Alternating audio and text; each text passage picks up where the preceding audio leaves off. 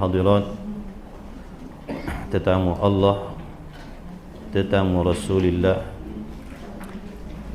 yang dirahmati oleh Allah Subhanahu wa taala. Alhamdulillah, segala puji bagi Allah Subhanahu wa taala, Zat yang maha suci dari sebarang kekurangan, yang bersifat dengan segala sifat-sifat kesempurnaan yang layak bagi Zat Allah, yang memberikan kepada kita nikmat taufik, kesihatan, dijemput oleh Allah, digerakkan oleh Allah hati dan anggota kita untuk sama-sama kita hadir pada pagi ini di dalam majlis ilmu, majlis zikir, yang mana suatu majlis yang sangat-sangat mulia di atas muka bumi Allah Subhanahu wa taala. Maka bertuahlah orang-orang yang dijemput oleh Allah menjadi tetamu Allah, kerana mereka dihidangkan oleh Allah dengan keredaan, dengan keampunan, dengan kerahmatan, dan ilmu juga, ilmu yang bermanfaat insya-Allah. Baik, untuk tidak melengahkan waktu, sambungan kitab kita muka surat 9 yang keduanya. Semua sihat insya-Allah. Alhamdulillah. Bismillahirrahmanirrahim. Qala Syekhul Musannif rahimahullahu ta'ala wa nafa'ana wa iyyakum bi'ulumi fid dharain amin ya rabbal alamin. Yang keduanya yakni yang kedua daripada rukun iman.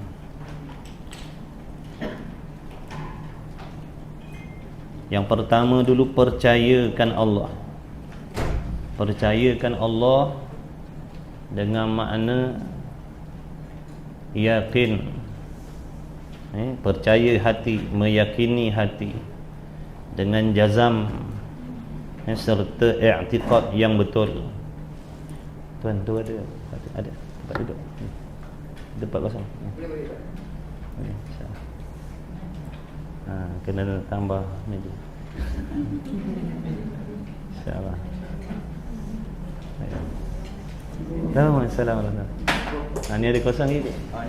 Sini ada kosong.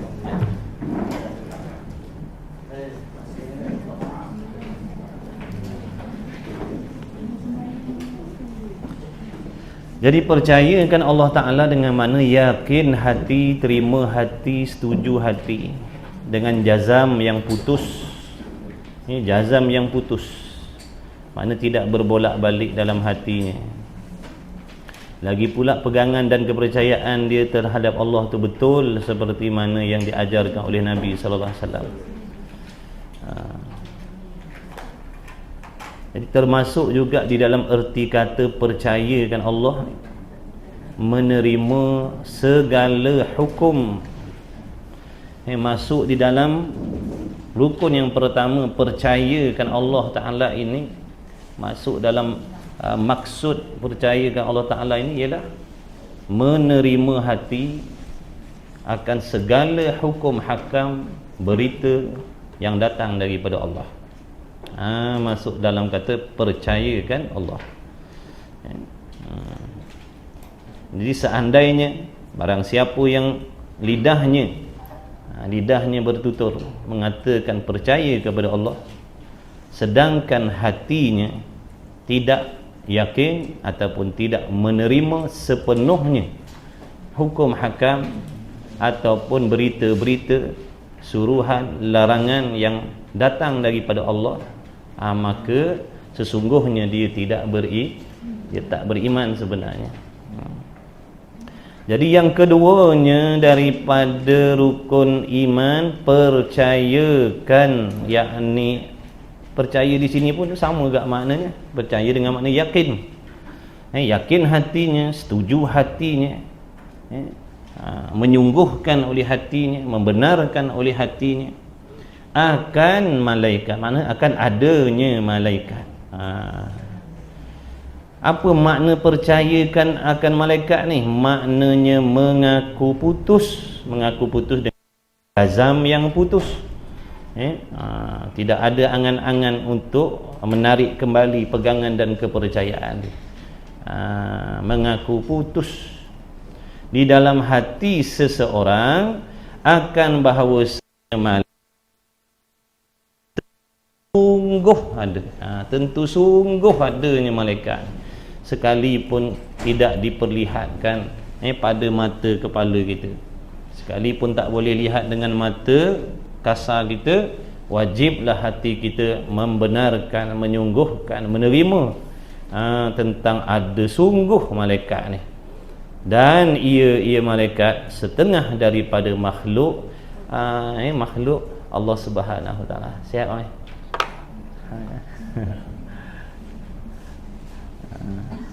Jadi malaikat ni makhluk Allah. Apa makna makhluk? Yang dijadikan. Malaikat ni juga dijadikan oleh Allah. Jadi ada banyak malaikat, ada banyak malaikat. Dia tidak laki-laki, dia tidak perempuan, dia tidak bersifat seperti manusia.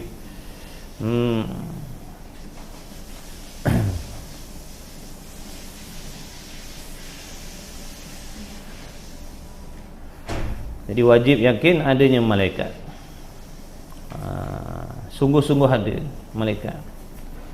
Nanti lagi akan kita nampak, lagi akan kita jumpa yang nama malaikat ni, akan diperlihatkan nanti di hari kiamat nanti.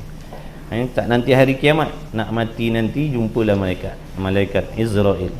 Jumpa malaikat Israel, akan dapat tengok dengan mata kepala kita sendiri.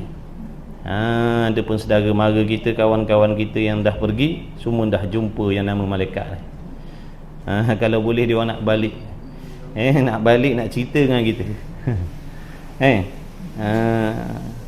Orang-orang yang dah mati tu kalau boleh dia balik nak jumpa anak bini, nak jumpa kawan-kawan, nak bagi tahu apa yang mereka dah lihat, benda-benda yang ada di alam akhirat, yang mana selama ni waktu hidup duk dengar dengan ceramah, dengan dalam kitab malaikat sampai satu masa jumpalah sendiri.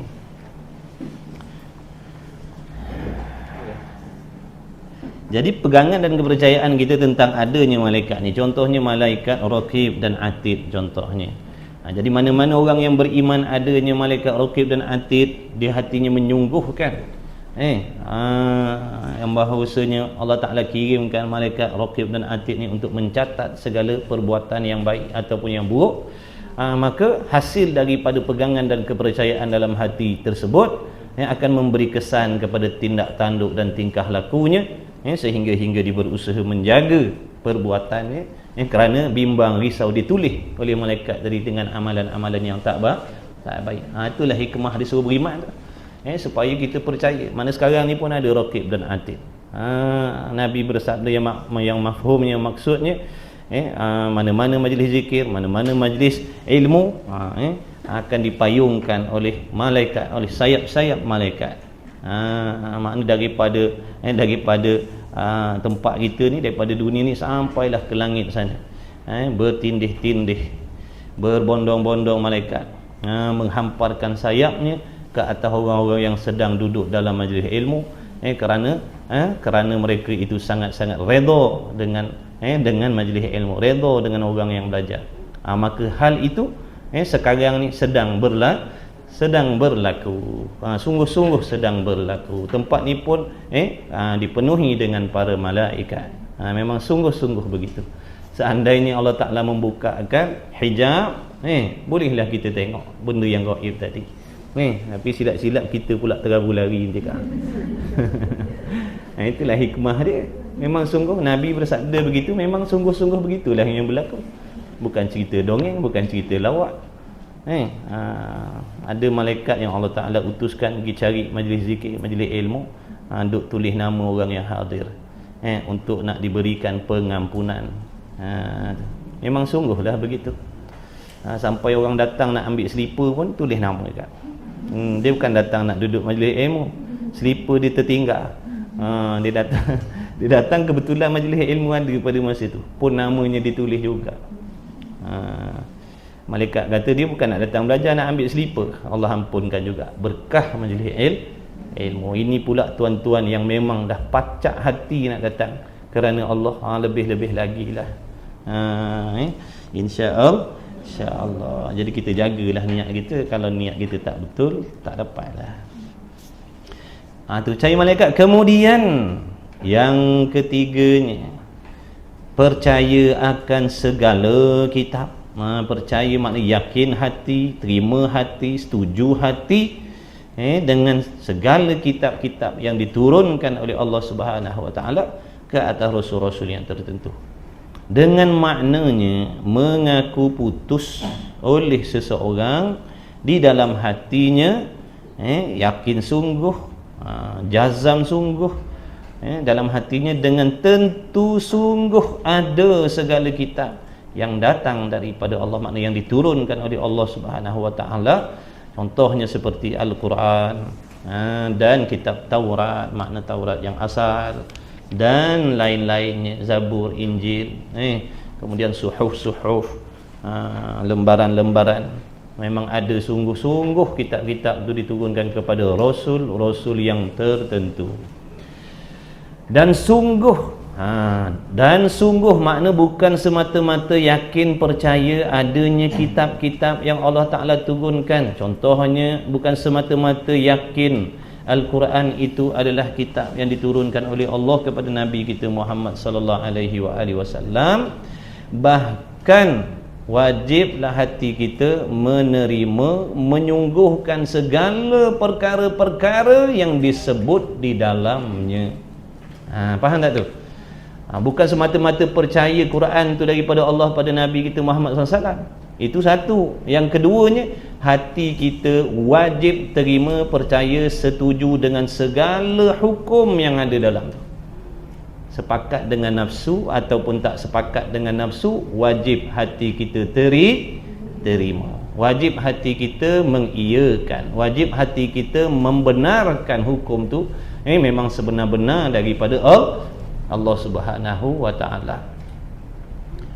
Bukan dengan makna semata-mata percaya Al-Quran itu daripada Allah, tapi hati kita berbelah bagi nak terima hukum hakam yang ada di dalam. Berlaku tak benda tu? Berlaku. Sebab apa jadi macam tu? Sebab dia tak faham maksud iman tu. Iman yang makna kena setuju hati kita. Segala hukum, daripada bab ibadatnya, muamalatnya, jenayahnya, munakahatnya, ikutlah. Bukan saja hukum hakam, bukan sahaja perintah suruh buat ataupun perintah suruh tinggal, bahkan cerita-cerita yang bersangkut paut dengan alam akhirat pun wajib kita terima. Sampai ilmu kita, tak sampai ilmu kita tu tak ambil kira. Yang wajibnya hati kita setuju benda tu. Jangan dikritik, jangan dipertikai. Kadang hukum hakam Allah dalam Quran ni ada yang sepakat dengan nafsu kita, betul? Kita seronok dengan hukum tu. Contoh poligami. Seronok tak orang lelaki? Seronok tak orang lelaki? Jawablah sungguh. Kalau tak seronok, penyakit tu. Seronoklah kita lelaki-lelaki Allah bagi poligami. Orang perempuan seronok tak? Na'udzubillah, dia tak seronok. Dia tak seronok, tapi hatinya hati kena setuju. Makna hati kena terima hukum tu. Ni contoh. Hati kena setuju. Makna jangan dengan sebab nafsu kita tak suka, hati kita menolak hukum tu. Kalau hatinya tak suka, kalau nafsunya tak suka, kemudian hatinya menolak. Contoh dia kata hukum ni sebenarnya hukum ni tak betul ni, hukum ni tak patut Allah buat macam ni, maka kafirlah dia, na'udzubillah. Jadi kena jaga juga. Nafsu tak suka itu kebiasaan. Mana-mana yang nama ibadat semua nafsu tak suka. Semayang nafsu suka tak? Tak, mana ada nafsu suka semayang? Ngaji, mana ada nafsu suka mengaji? Datang rumah ngaji, nafsu suka? Saya cakap tu terang. Tak suka. Sebab tu kalau abang ni umum cuti, kita alhamdulillah. Itu menunjukkan nafsu kita memang tak suka dengan yang nama ibadah. Itu kebiasaan. Itu kebiasaan, dah memang lumrah, dah nafsu memang macam tu. Tapi jangan sampai hatinya menolak dan mempertikaikan. Faham ni? Macam tu lah. Hukum potong tangan, jinayah, bab jinayah, ada hukum rejam, ada hukum sebat dalam Quran tu, ada hukum bunuh. Ada tempat-tempat Allah suruh bunuh. Ada tempat-tempat Allah suruh kerat tangan. Hati kita wajib terima, wajib setuju. Jangan dikatakan ini tidak berperi kemanusiaan.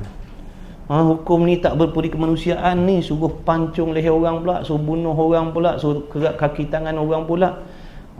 Ini hukum ni tak sepatutnya, ni benda tak elok ni. Soalannya, adakah Allah Ta'ala menyuruh sesuatu yang keji? Sebab ada orang kata hukum yang jenis macam ni, dia kata hukum ni tak elok, keji. Boleh ke nak kata Allah Ta'ala ni menyuruh benda keji? Itu Allah yang suruh. Allah suruh potong tangan dia kalau dia mencuri dan sabit kesalahan. Dah keji ke? Saya cakap, keji ke tidak perbuatan potong tangan ni? Tak keji. Mulia tak? Mulia. Sebab apa mulia? Sebab Allah suruh. Sebab Allah suruh. Sesungguhnya Allah Ta'ala tak menyuruh benda keji dan mungkar.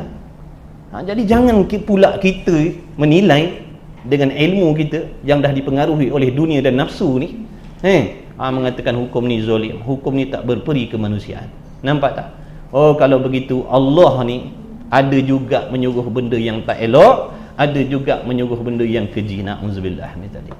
Rosak tak akidah? Rosak akidah, tuan-tuan. Rosak akidah. Jadi berpada-pada dalam nak bercakap. Jadi kata ulama, orang jahil dia berani. Orang jahil dia berani. Dia berani cakap. Dia berani bercakap. Sebab dia tak tahu apa yang dia cakap tu, apa yang dia ucapkan tu boleh merosakkan akidah dia sendiri. Jadi sebab itulah kena belajar akidah.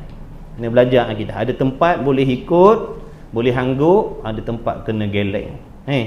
Angguk-angguk, geleng. Bukan angguk semata. Ada tempat kena geleng, ada tempat kena angguk. Sebab itulah ilmu nak jaga kita, nampak tak? Kalau tak ada ilmu, nafsu lah. Nanti jangan. Apa yang Allah suruh, sekalipun benda tu tak sepakat dengan nafsu, benda tu dipuji. Apa yang Allah larang, sekalipun nafsu kita seronok, benda tu dikeji. Nafsu kita suka sangat, nafsu kita seronok sangat, tapi Allah larang benda tu, menunjukkan benda tu keji di sisi Allah, sekalipun nafsu kita memuji-muji dia. Kemudian katanya musannif, jadi wajib terima apa saja hukum hakam yang ada dalam Quran. Nak buat tak nak buat tu nombor 2. Nak laksanakan tak nak laksanakan tu cerita nombor 2. Nombor 1nya hati mesti terima. Sebab nak jaga iman. Macam solat, macam sembahyang 5 waktu. Kalau tak sembahyang, itu cerita nombor 2. Tak sembahyang tu cerita nombor 2. Berdosa tetap berdosa lah. Tapi kalau hatinya terima hukum solat, maknanya dia masih lagi dia beriman. Dia beriman. Cuma dia tak nak buat sembahyang. Hatinya percaya, hatinya setuju, hatinya tak mempertikaikan. Tapi kalau dia tidak solat dengan sebab hatinya tak setuju dengan hukum solat tu, maka barulah rosak akidah dia. Faham tak ni? Dia tak solat, tiba-tiba orang tanya, kenapa kau ni tak solat ni? Cetuh terang sikit cakap, kenapa kau tak solat? Pada aku sembahyang ni tak sepatutnya solat ni, buang masa. Contohlah dia kata, alasan dia bagi, jadi hati aku tak terima ni sembahyang ni. Bukan sahaja dosa besar, murtad dah pula tu. Tanya seorang lagi, kau tak semayang kenapa? Aku tak semayang ni bukan apa, belum rajin lagi, belum terbuka pintu hati lagi katanya. Tapi aku tahu, aku yakin semayang ni wajib. Aku tahu aku berdosa tak semayang. Maknanya dia beriman tapi berdosa. Sebab apa beriman? Sebab hatinya terima. Sebab apa berdosa? Sebab tidak melaksanakan. Habis. Kemudian katanya musannif lagi, yang keempatnya percaya akan segala Rasulullah, makna suruhan-suruhan Allah, utusan-utusan Allah. Wajib kita terima percaya adanya Rasul alaihi wassalatu wassalam. Dengan maknanya mengaku putus seseorang di dalam hatinya dengan tentu sungguh ada segala Rasul Allah Subhanahu wa taala itu ada sungguh, dan mengaku sungguh akan segala perkara yang mereka itu Rasul-Rasul menyampaikan kepada umatnya. Jadi hati kita juga menerima, percaya, setuju, menyungguhkan tanpa memperlekeh, mempertikai, mempersendakan apa sahaja perkara yang dibawa, yang disampaikan oleh Rasul alaihi wassalatu wassalam. Itu maksud percayakan Rasul. Bukan semata-mata percaya, terima, oh tahu Rasul ni Allah Ta'ala yang utuskan, tapi dalam masa yang sama ada benda yang Rasul bawa kita terima, ada benda yang Rasul bawa hati kita menolaknya, na'udzubillah. Jadi baiki betulkan. Seandainya ada kesilapan, kesalahan kita sebelum ni, taubatlah pada Allah. Boleh jadi kita tak tahu, boleh jadi kita tak faham, sebab kita jauh dengan ilmu. Maka sekarang Allah pilih kita belajar sebagai tanda yang mana Allah Ta'ala nak suruh kita jadi orang baik. Maka perbaikilah. Sebab tu di antara niat nak datang belajar agama, sebab nak tahu benda-benda betul, nak ikut, nak buat, nak tahu benda salah supaya nak tinggalkan. Kalau andai kata benda salah tu yang sedang kita buat, nak tinggalkan. Kalau andai kata benda salah tu kita belum pernah buat, usaha nak jaga, jangan buat maksudnya. Itulah niat belajar, barulah dapat. Kita akan dapat dengan apa yang kita niatkan. Kalau kita datang mana-mana majlis ilmu semata-mata nak datang dengar, maka dapat dengar. Dapat dengar. Dapat dengar. Dapat dengar. Nak beramal jauh sekali. Nak beramal tak dapat sebab niat kita bukan nak beramal. Niat nak dengar. Nak dengar sesiapa boleh dengar. Kenapa pak cik ni datang surau atas masjid ni majlis ilmu? Dia kata bosan duduk rumah, TV rosak lama dah. TV rosak lama dah, suruh anak repair, taknya repair. Jadi puas duduk rumah ni, datang surau pergi dengar-dengar je lah. Dapat dengar-dengar dah. Niat dia bukan nak belajar sungguh, bukan nak tahu benda betul, nak ikut, nak tahu benda salah, nak tinggal. Niat dia nak dengar. Jadi betulkan niat kita. Betulkan niat. Sebab tu kadang-kadang kita mengaji tapi tak berubah-ubah pun kita. Perangai sama je macam belum mengaji dulu. Sebab apa jadi macam tu? Sebab niat kita bukan untuk nak berubah dah. Niat kita nak pergi dengar-dengar. Mengumpat tak kurang-kurang mengumpat. Berdengki tak kurang-kurang berdengki. Mengaji tak tinggal. Sebab apa? Niat dia tu, niat dia. Niat dia nak pergi dengar, bukan nak beki diri. Silap-silap yang mengaji, dia punya mengumpat lebih teruk daripada orang tak mengaji. Tu lagilah hina, lagilah keji. Biar ada beza lah. Biar ada beza orang mengaji agama dengan orang tak mengaji. Bukan kata nak pelekeh orang tak mengaji. Maksudnya bila kita belajar agama, biar ada perbezaan dengan waktu kita tak belajar dulu. Kalau kita belajar tapi perangai kita sama macam orang tak belajar, jadi menunjukkan majlis ilmu yang kita datang selama ni tak ada apa faedah. Tu menunjukkan ilmu yang kita dapat tadi, ilmu yang tidak memberi manfaat. Na'udzubillah, minta jauh daripada Allah ilmu yang tak manfaat. Kerana ilmu-ilmu yang tak bermanfaat ni nanti akan jadi hujah atas diri kita di hari kiamat. Sebab tu kita minta, kita doa waktu nak belajar, kita mulakan doa, minta Allah kurniakan kepada kita ilmu yang memberi manfaat. Makna bukan sekadar kita tahu, kita faham, kita reti, bahkan kita boleh amalkan, serapkan, terapkan dalam kehidupan kita sehari-hari. Tu ilmu jenis macam tu, ilmu manfaat. Kalau sekadar faham, tapi taknya usaha berhenti pun mengumpat, tak ada apa dah. Tak dapat apa dah. Dah tahu dah dosa mengumpat begini, dosa berdengki begini, dosa ujub riak begini. Kita buat macam biasa je.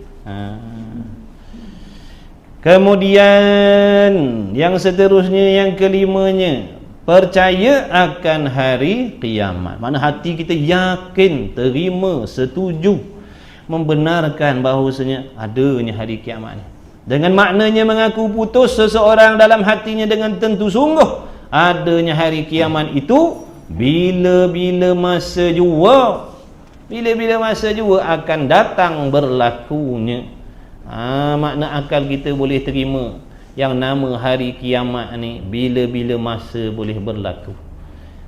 Kalau tak ditilik kepada janji-janji Allah, kalau tak ditilik kepada hukum-hukum aradi, janji-janji Allah, tak payah nak tunggu tanda-tanda besar kiamat.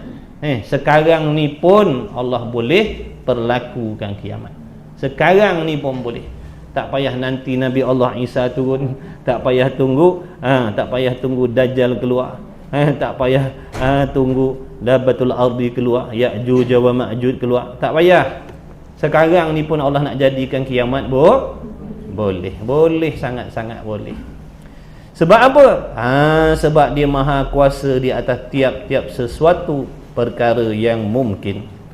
Dah dalam Quran kata, dalam hadis kata ada tanda-tanda gini tu yang dipanggil hukum aradi. Lagi akan datang kita belajar. Tilik kepada janji Allah, takkan berlaku kiamat selagi tak keluar tanda yang besar-besar. Itu tilik kepada janji Allah. Tapi kalau tilik kepada akal kita, boleh tak Allah nak buat kiamat sekarang? Boleh, tak payah tunggu benda tu.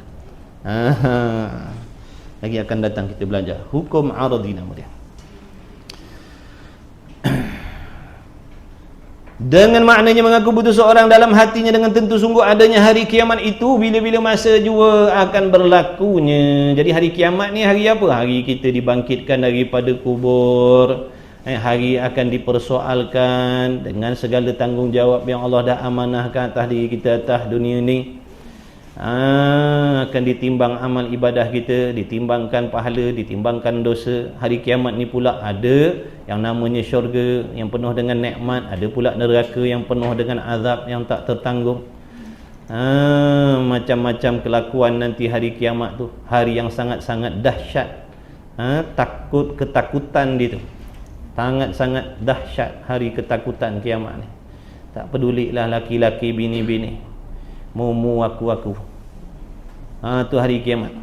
Sebaik mana, semesra mana, sebahagia mana kita, suami isteri dengan anak-anak, dengan kawan-kawan, hari kiamat besok buat hal masing-masing. Aku tak ada masa nak bicara pasal kau aku tu.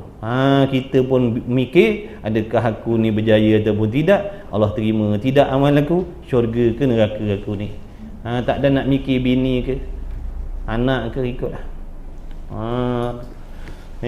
Masing-masing jawab. Tu. Sebab apa? Sebab dia punya takut tu tak boleh nak digambarkan. Sampai macam tu. Sini kat dunia ni kalau berlaku gempa bumi ke, tsunami ke, sempat lagi kita nak manggil-manggil bini anak tu lagi, ni dah tak terfikir langsung anak bini. Hanya fikirkan tentang amal sahaja, Allah terima ke tidak. Tu hari kiamat.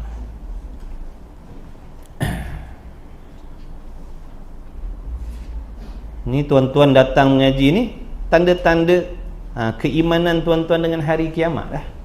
Nak belajar, nak tahu, nak baiki amal ibadah, sebab nak bawa balik kiamat besok, nak musafir.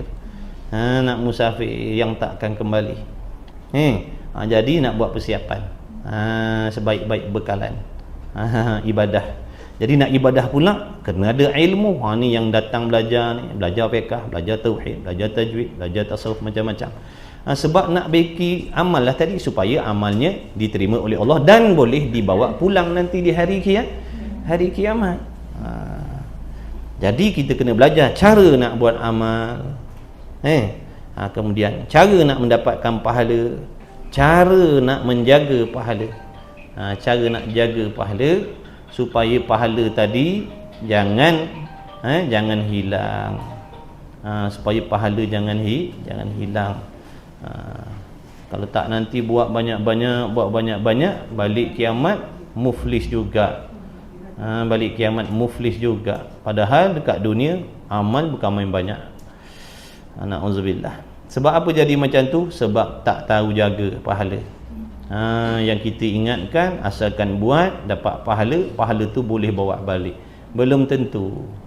Banyak benda-benda yang merosakkan pahala amal yang kita dah buat. Hasad, dengki, mengumpat, tu semua tu. Tu di antara benda-benda yang menghapuskan pahala amal. buatlah haji, buatlah umrah, buatlah waqaf, buatlah apa pun. Bila ada benda-benda macam tu dalam hati kita, Allah hapuskan segala pahala amal. Lebih-lebih lagi riddah murtad, na'udzubillah, habislah. Baliklah kiamat dalam keadaan fakir miskin, bukan fakir miskin, muflis. Jadi tak bergunalah hidup kita atas dunia ni, kot 50 tahun ke 40 tahun ke 60 tahun ke 70 tahun, tak ada faedah lah, tak ada guna, makna tak dapat mendatangkan kesenangan nanti di hari kiamat, bahkan menyusahkan kita lagi. Jadi nak berjalan atas dunia ni pun kena pandai. Kena pandai. Nak berjalan ke akhirat ni kena pandai. Tak boleh ikut suka hati kita, kena ikut ilmu, kena ikut ulama. Macam mana ulama duk ajar. Nak berjalan atas dunia, nak balik akhirat, macam mana cara. Inilah kemudian yang kena percaya kepada qada qadar. Percaya kepada qada dan qadar. Dengan maknanya, nak urai apa makna percaya qada qadar. Dah qada qadar.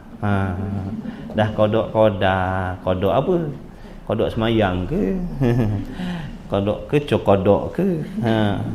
Qada apa? Qada tu apa? Qadar tu apa? Ni dia nak hurai ni, nak hurai. Dengan maknanya qada itu, qada tu lepas ni kalau dengar orang cakap qada, tahu dah, faham dah. Qada itu ialah penentuan, makna ketetapan. Ketetapan yang telah menentu ataupun ketetapan yang telah dibuat akan dia oleh Allah Subhanahu wa taala dengan sifat iradatnya, dengan sifat berkehendak Allah. Baik. Jadi nanti lagi akan kita belajar di antara sifat kamalat, sifat yang wajib ada pada zat Allah sedia kala lagi dan kekal selama-lamanya, tidak binasa, adalah sifat iradat. Jadi iradat ni sifat yang wajib ada pada Allah. Makna suatu sifat yang akal kita menghukumkan mesti ada pada Allah. Iradat ni mesti ada pada Allah. Apa itu makna iradat? Kita tak faham lagi iradat ni, sebab dalam bahasa Arab, bahasa Melayunya apa iradat ni? Iradat ni maknanya sifat berkehendak. Iradat ni makna sifat berkehendak, bukan mengkehendaki, bukan mengkehendaki, sifat berkehendak.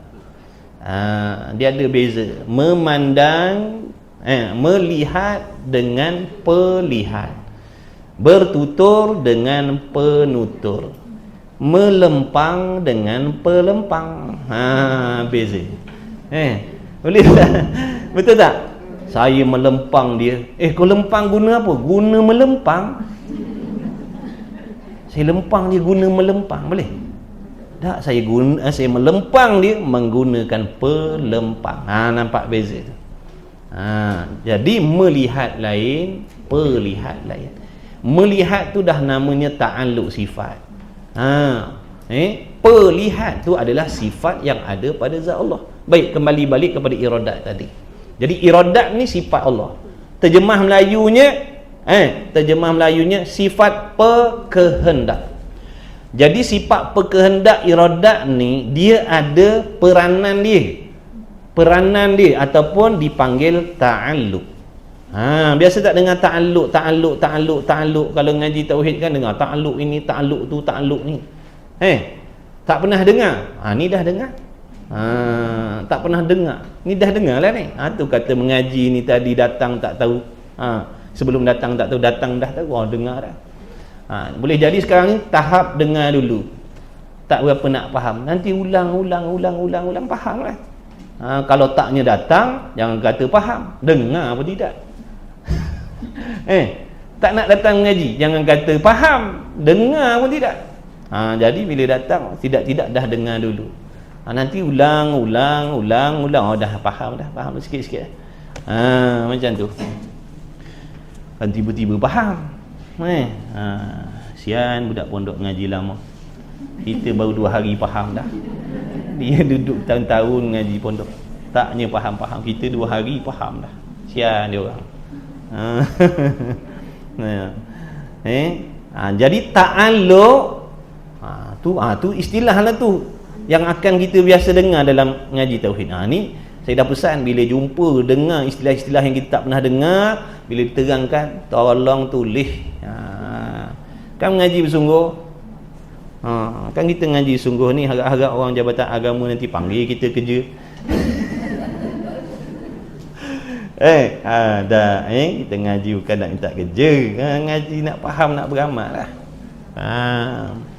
Jadi ta'alluq tu, makna ta'alluq ni mudah kita nak faham, urusan sifat, peranan sifat, kerja sifat tu. Macam polis ada tugas dia, tugas tu lah. Bomba ada peranan dia. Jadi yang nama ta'alluq ni peranan, tugasan sifat. Baik, apa peranan ataupun tugasan sifat iradat tadi? Peranan dan tugasan sifat iradat ni yang makna Melayunya tadi berkehendak. Peranan dia menentukan sesuatu perkara yang harus. Menentukan sesuatu perkara yang harus.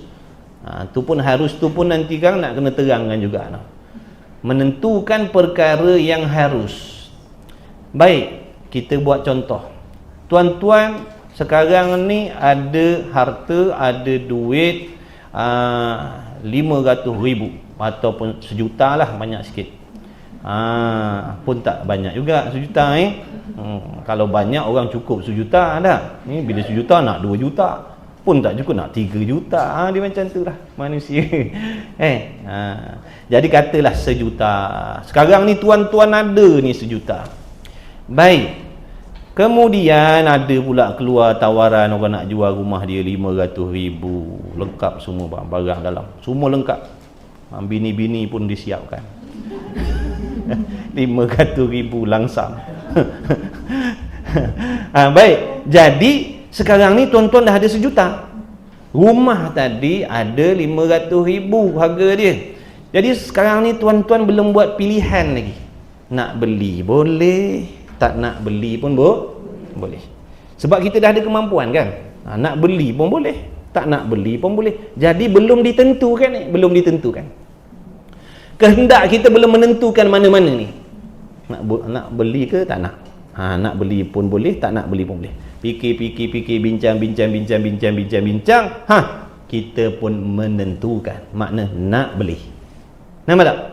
Kita pun tentukan makna nak beli. Bila tentu nak beli, ternafilah tak nak beli tadi. Mana tak nak beli tadi ditolaklah, sebab kita dah tentukan nak beli. Faham? Faham tak ni? Hangguk tak faham. Nak beli ke tak nak? Sebelum ni dah lalu nak beli tidak, fikir, bincang, kata okey, jadi ya.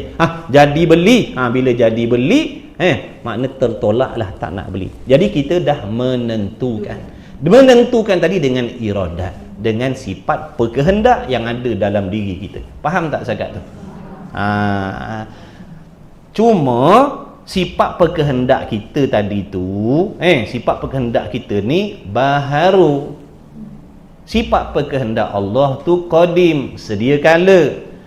Sama pada nama tapi tidak sama pada hakikatnya. Sebab apa kata begitu? Kerana sifat berkehendak kita, kita menentukan tadi nak beli rumah sebab kita nak mengambil manfaat. Betul? Nak ambil beli rumah tadi, nak duduk ke ataupun nak simpan buat koleksi ke contoh. Dah dia berjuta-juta, 500,000 tu macam 500 ringgit dia pada dia. Beli rumah ni, beli rumah tu, beli sampai orang haramkan dia beli. Kalau dah haram beli rumah tak boleh dah. Semua kau nak beli. Kata buat apa ni saja, buat koleksi. Duit punya banyak tak tahu nak buat apalah. Hantar ke pondok lah. Kaya saja tak boleh memikir. Hantar ke pondok, hantar ke tahfiz tu, tolong. Ustaz-ustaz kat pondok tu bukan ada gaji. Tuan-tuan ingat ada gaji? Tak ada gaji tuan-tuan. Kat pondok ni, mana-mana pondok tak ada gaji. Dah macam mana ustaz nak makan benda? Pandai-pandai. Ada yang bela ayam, ada yang bela lembu, ada yang macam-macam. Jadi hasil daripada sumbangan zakat orang ramai, itulah yang mudah Tok Guru duk bagi-bagi tiap-tiap bulan. Kalau ada. Kalau tak ada, mana-mana engkau. Nampak? Tu pondok. Jangan tuan-tuan ingat apa ke? Diorang ada kepentingan tuan-tuan, diorang ada keluarga, diorang ada nak bini. Tapi diorang ketepikan dah benda. Duduk nak khidmat, nak tolong agama. Gaji tak ada. Tuan-tuan fikir. Jadi pondok ni dia semata-mata harap sumbangan orang.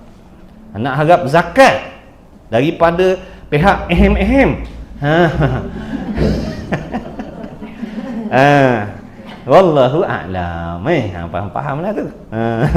Jadi itulah di pondok. Kalau tahfiz dia berbayar contohnya. Macam pondok ni setahu saya lah, pondok-pondok yang saya duduk tak ada. Macam pondok di Solok Duku ni, pondok Barakatul Qadiri ni tak ada. Makna atas sumbangan orang bangunkan pondok tu. Jadi Tok Guru sendirilah bagi orang panggil sagu hati, bukan gaji, bukan elang, tak, sagu hati. Kadang banyak ni, kadang banyak tu, begitulah. Tu pondok. Jadi orang yang kaya jerit sikit. Yang sampai tak tahu nak buat apa duit punya banyak. Kalau ada dalam ni ataupun tuan-tuan ada kenal jenis orang yang macam ni, suruh dia pergi tolong pondok. Mudah-mudahan dia jadi macam sahabat Nabi. Bantu fi sabilillah. Jadi saham akhirat dia. Besok Allah gantikan dengan dengan apa, berlipat-lipat kali ganda. Macam itulah, sebab tu Allah jadikan kita orang kaya. Sebab apa? Kita ada tugas. Allah nak muliakan kita dengan sebab harta yang kita miliki. Jadi amal ni ada dua jenis, satunya amal badaniah, satunya amal maliyah. Ada orang dia jadi ibadat, jadi mulia sisi Allah dengan sebab amal badan dia, amal tubuh badan dia, sembahyang puasa. Sembahyang puasa macam-macam lah dia buat. Ada pula orang yang mulia sisi Allah dengan sebab harta dia. Dengan sebab harta tadi dia jadi mulia sisi Allah. Sebab apa? Dia gunakan harta dia kepada benda yang Allah suruh. Lebih-lebih lagi kalau ditolong orang-orang belajar. Lagilah banyak pahala. Habislah. Tu promosi ataupun iklan. Kadang dia orang tak terfikir tuan-tuan. Sungguh, tak apa saya tebalkan muka saya. Saya jenis saya tak kisah. Saya jenis saya tak kisah. Saya cakap. Sebab kadang Tok Guru ni dia orang Tok Guru betul, dia orang warak, dia orang mana, saya tak ada. Saya tak kisah, saya cakap lah. Sebab kalau tak cakap, siapa nak cakap? Ingatkan orang tahu, rupa orang tak tahu. Ingat orang tahu, macam tu ke? Macam tu lah. Itulah. Di pondok. Nak pandai lah. Padahal boleh je ustaz-ustaz tu nak keluar daripada pondok, keluar cari makan macam orang lain. Boleh tak? Boleh. Tapi tak dia fikir agama nak tolong orang. Jadi tak apalah. Duduklah pondok. Tolong didik masyarakat dengan agama. Mudah-mudahan balasan di nanti hari kiamat. Mudah-mudahan. Kemudian katanya musannif haji diqada tadi, iradat tadi Allah Taala menentukan dengan sifat berkehendak. Jadi saya dah bagi tahu tadi, maknanya iradat yang ada pada kita ni, kehendak yang ada pada kita, bila kita menentukan sesuatu, kehendak kita dengan makna ada matlamat, ada tujuan, ada gharad, mana ada sesuatu manfaat yang kita nak ambil dengan apa yang kita tentukan. Ini kehendak kita. Adapun kehendak Allah, Allah menentukan nak jadikan makhluk ke tak nak jadikan makhluk ni, dua-dua ni harus hukum ni. Nak menjadikan alam, tak nak menjadikan alam, harus. Bukan wajib, harus. Nak jadikan kita, tak nak jadikan kita, itu harus. Tiba-tiba sedia kala lagi Allah menentukan. Allah menentukan nak jadikan kita. Allah menetapkan, Allah menentukan dengan iradat dia nak menjadikan kita, nak menjadikan alam. Bukan bermakna Allah nak menumpang manfaat, Allah nak mengambil sesuatu manfaat daripada alam ataupun makhluk ataupun hukum hakam yang diperintahkan oleh Allah. Tak, Allah tak ambil.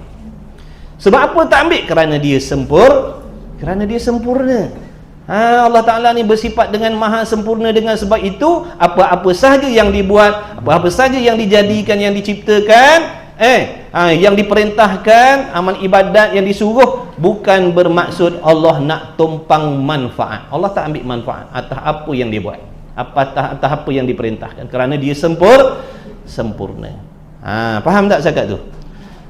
Kalaulah seandainya Allah jadikan kita, Allah suruh sembahyang, sebab apa?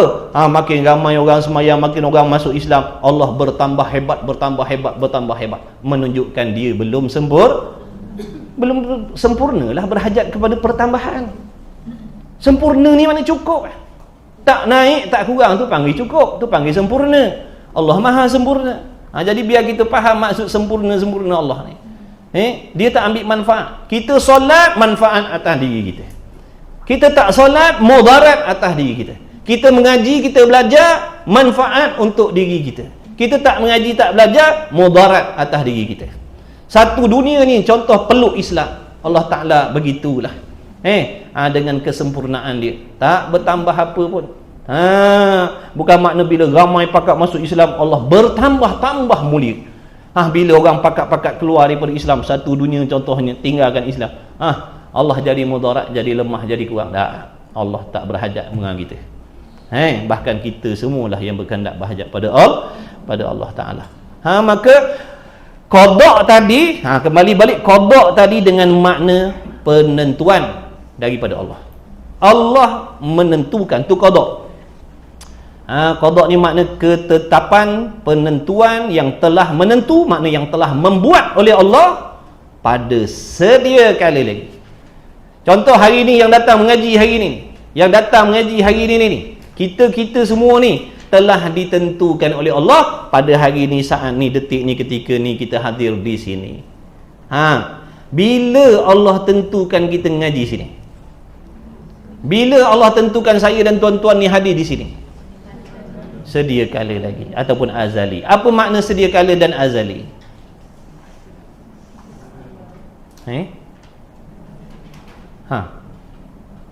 Sedia kala apa? Allah dah tentukan sedia kala lagi. Allah dah tentukan azali lagi. Apa azali? Ngong. Mana satu tak butik? Alah, tuan-tuan tahulah, saja-saja buat tak tahu. Sedia kala ni maknanya tulis. Tak nak tulis pun tulis. Memang ngaji macam ni lah, kata ngaji. Baru nampak macam universiti sikit. Sedia kala ni dengan makna sesuatu yang tidak ada permulaan. Tak ada permulaan bagi adanya. Sesuatu yang tidak ada permulaan bagi adanya. Sesuatu yang tidak ada permulaan bagi adanya. Dah ulang 3 kali dah. Itulah makna sedia kala. Tak ada permulaan. Makna sedia kala lagi Allah tetap dah. Bukan baru semalam. Bukan maksudnya bila Allah dah jadikan alam, baru Allah tetapkan yang kita akan datang sini. Dah. Sedia kala lagi Allah pilih dah. Jadi beruntung kita. Sedia kala lagi Allah pilih saya, Allah pilih tuan-tuan. Sedia kala lagi. Tu namanya qada lah tu. Ketetapan. Ini contoh yang baik-baik. Begitulah juga yang tak baik pun dengan qada Allah jugalah yang tetapkan, yang tentukan. Contoh ni jalan-jalan terjatuh kita dalam longkang, contoh jatuh kita dalam longkang, kita kata tu benda musibah, pun telah ditentukan oleh Allah sedia kala lagi Allah tetapkan dah. Sedia kala lagi Allah kehendak, maknanya orang ni akan jatuh begini tempat, begini keadaannya, begini. Jadi bila sampai sahaja waktu yang Allah dah kehendak sedia kala lagi tu, akan berlakulah benda tu. Kok mana-mana pun, dalam keadaan dia beringat ke, berjaga-jaga ke, akan berlaku juga. Faham jadi qada. Tu qada ketetapan. Qadar pula baru kita baca dalam kitab. Saya nak terangkan dulu. Qada tadi maknanya menentukan. Jadi tuan-tuan tadi dah buat penentuan, nak buat rumah. Okey, nak buat. Dah buat belum? Dah buat ke belum? Belum, baru tentukan. Makna baru menentukan, belum buat lagi. Itu bila menentukan ni peranan iradat. Ingat, menentukan sesuatu yang baik ataupun tidak, peranan iradat. Peranan sifat iradat, ta'alluq iradat. Bila sampai waktu, contohlah tuan-tuan tentukan nak buat rumah bulan 6 tahun depan. Bulan 6 tahun. Bila sampai sahaja bulan 6 tahun depan begini hari, tuan-tuan pun mula membina rumah tadi. Bila buat rumah tu, bila tuan-tuan jadikan, nak mudah faham ni. Makna bila tuan jadikan, bila tuan-tuan dirikan, bila tuan-tuan buat rumah tu, maka terdirilah rumah tu pada bulan 6 tu tadi. Itu namanya qadar. Makna qadar ni menjadikan apa yang telah ditentukan. Faham? Qada menentukan, qadar membuat apa yang dah ditentukan. Macam tadi tuan-tuan menentukan nak buat rumah bulan 6, bulan 6 baru buat. Jadi yang bulan 6 tu namanya qadar. Peranan kudrat pula. Jadi membuat menjadikan ni peranan ta'alluq sifat iradat. Ta'alluq sifat kudrat, minta maaf. Iradat, peranan iradat menentukan, peranan kudrat menjadikan. Saya buat contoh rumah tadi nak dekatkan faham. Dengan ngaji tauhid kena banyak contoh tuan-tuan. Apa hikmah contoh ni? Nak suruh dekatkan faham, nak menghampirkan kepada faham. Kalau tak ada contoh, faham kita ada duduk kat London sana, bukan main jauh lagi faham ni. Bila buat contoh, dah ada depan pintu dah, berasa macam-macam nak dapat. Tu dah dekat tu. Tapi kalau tak ada contoh tadi, apa benda kodok kat London jauh. Bila buat contoh, rasa-rasa macam-macam nak dapat. Tapi tak tahulah dapat ke tidak. Tapi rasa-rasa macam ya dah tu. InsyaAllah tuan-tuan ni bersungguh, Allah buka pintu hati insyaAllah. Siapa bersungguh-sungguh, Allah janji nak bagi. Pasti dapat punya insyaAllah. Pada adatnya dah, hukum adatnya, siapa bersungguh dia akan dapat. Pada hukum adatnya dah. Hukum adat. Tak bersungguh tak dapat pada adatnya. Kalau tak bersungguh dapat faham pandai bijak, ini mustahil pada adat. Itu namanya mencarikan adat. Dia tak mengaji, dia tak belajar. Tiba lebih alim pula daripada orang datang rumah ngaji. Dia ni tak ngaji-ngaji, tapi dia pandai faham. Itu namanya mustahil pada adat, tapi harus pada akal. Akal kata harus. Allah nak pilih dia, nak bagi ilmu dengan kehendak Allah semata-mata. Belah kasih Allah nak bagi dia alim segala jenis ilmu dengan tak belajar. Akal boleh terima tak? Akal boleh terima. Dia maha kuasa, ikut dia, dia nak bagi macam mana. Sebab tu nanti nak belajar hukum adat, hukum akal, hukum syarak. Baik, okey, dah faham, baca dalam kitab balik. Masuk dalam kitab balik. Dengan maknanya qada itu penentuan yang telah menentu akan dia oleh Allah Ta'ala. Ni menentu, belum buat lagi, menentu makna. Baru menentukan. Baru maknanya ditetapkan. Tu ta'alluq dia. Ta'alluq sifat iradat. Dan makna qadar itu takdir Allah Ta'ala. Apa maksud takdir Allah ni? Tak faham lagi ni. Maksudnya perbuatan yang telah perbuat akan dia oleh Allah Ta'ala. Makna mudah bahasa kita, sesuatu yang telah dijadikan oleh Allah, sesuatu yang telah dibuat oleh Allah, bukan yang telah ditentukan tadi qada. Jangan keliru. Sesuatu yang telah ditentukan, bila sebut ditentukan iradat. Sesuatu yang telah dibuat namanya qadar. Sesuatu yang telah dibuat oleh Allah Ta'ala dengan kudratnya, yakni dengan dita'alluq oleh sifat kudratnya Allah. Kudrat, erti makna Melayu kudrat, sifat berkuasa. Sifat berkuasa. Yang kita sebut Allah yang berkuasa itu namanya ta'alluq bagi sifat ataupun samaratu sifat. Jasa bagi sifat. Bila Allah tu bersifat dengan berkuasa, maka dengan sendiri dia tu berkuasa. Sebab apa panggil Allah berkuasa? Sebab dia memiliki sifat berkuasa. Kenapa panggil Allah melihat? Kerana dia memiliki sifat melihat. Macam tu. Boleh tak tuan-tuan? Laju ke perlahan ni baca macam ni? Kalau laju sangat bagi tahu. Kalau perlahan sangat pun bagi tahu. Yelah, sebab kita tak tahu. Kita main baca je, pun bukan gerti pun, main baca je, tuan-tuan pergi percaya pula. Jangan main percaya ni tuan-tuan ni. Nanti pergi rujuk kat Jabatan Agama Islam ke, hantar video-video ke. Betul ke ni dia mengajar macam ni? Lah, kena pastikan. Jangan main terima je. Kan kok kena Wahabi mana tu? Sungguh orang yang jenis terima kena Wahabi tu sebab dia jenis terima tak bertanya tu.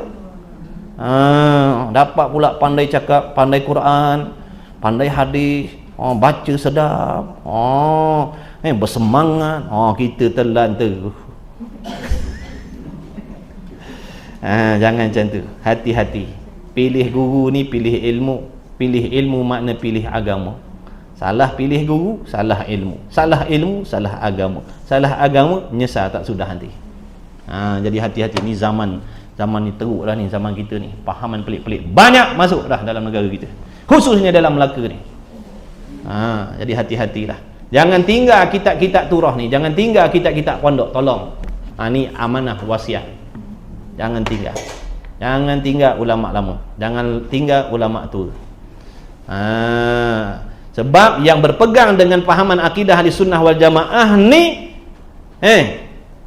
pondok maknanya 99% pondok semuanya berakidah Ahlussunnah wal Jamaah. Semuanya mengajak orang supaya bermazhab. Semuanya berpegang kepada akidah Ahlussunnah wal Jamaah. Ada tempat-tempat lain pun ada juga, tapi tak semua. Jadi hati-hatilah. Kok mana-mana pun jangan tinggal. Ni kitab-kitab lama, kitab-kitab pondok ni. Orang panggil kitab kuning. Kitab je kuning, ilmunya dak.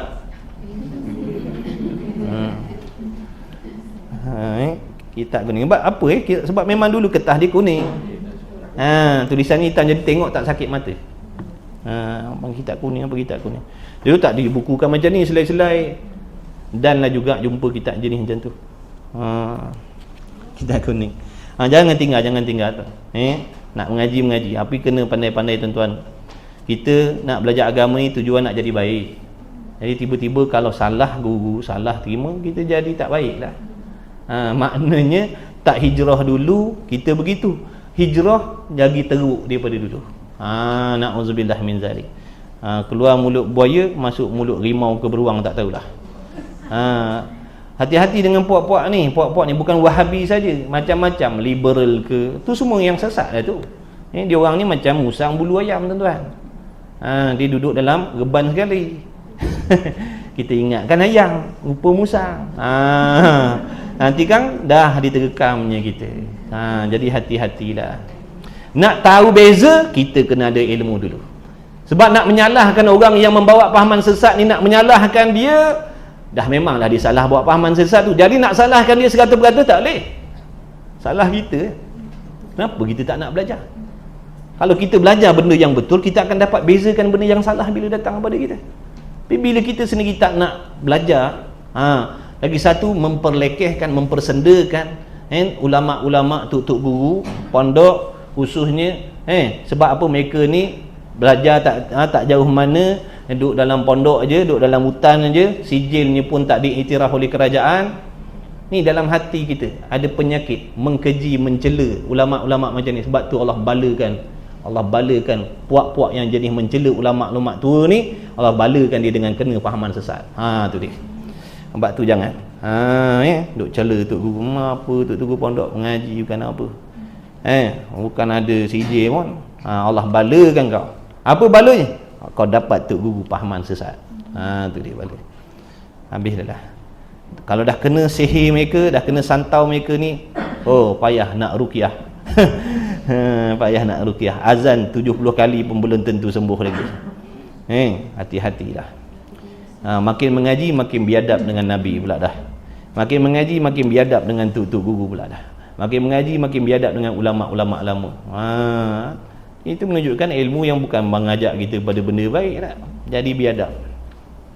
Kemudian katanya musannif lagi. Mana tadi? Duk belebeh tak tahu ke mana dah. Qadar. Saja nak tanya. Nak tengok tuan-tuan tidur ke tidak.